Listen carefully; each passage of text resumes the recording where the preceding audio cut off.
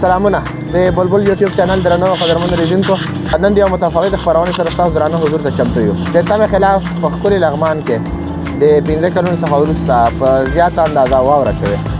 او کسام لغمان یو ګرمسیر ولایت ده دلته تر ډیره داسې نه برېښي چې واوره دې وشي او د واورې امکانات ډېر کم وي مګر د تېرو 3 ساعتو څخه را په دې خوا په لغمان مهترلام ښار سلطان حاجي بابا ښارګوټي کې پراخ کچه واوره ورېږي دغه واوره وروسته له ډېر ځنډ څخه په دې ولایت کې لیدل کېږي او خلک ورته خوشبینه او خوښ دي زه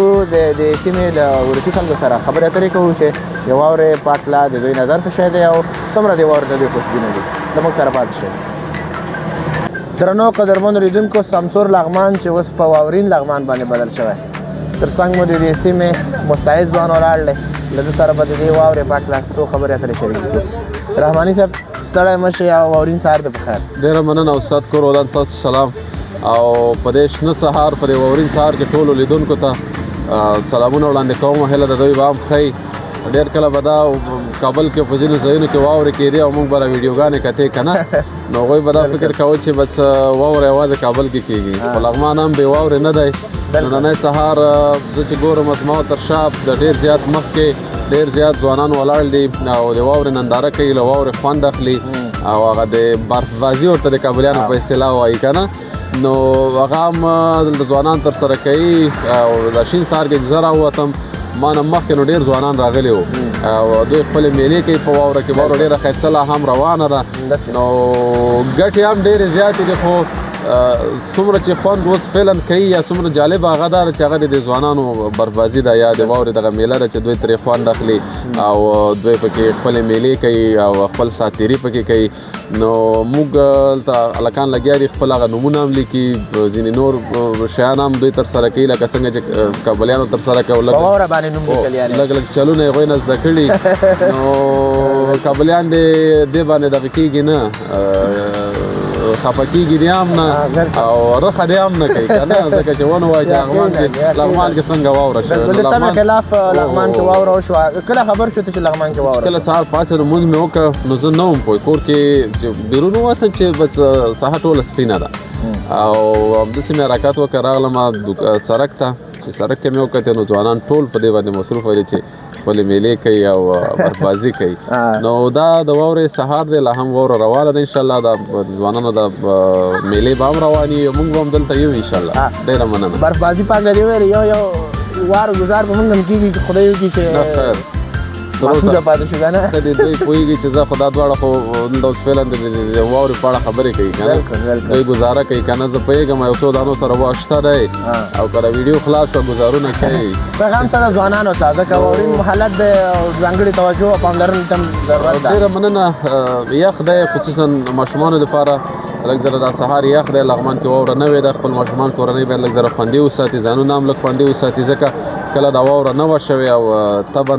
موسم هم نه وی دی د واورې که نه نو دوی دې هم ځان وساتي بربازي دې هم وکوي خو کورنیو ته هم دا پیغام دی چې هغوی هم ځانونه وساتي او خصوصا ماشومان دوی خوندي وساتي ځکه هغوی بیا ناروغه کېږي ډېره مننه کور ودان ډېره زیاته مننه خیر جزاک الله ډېره مننه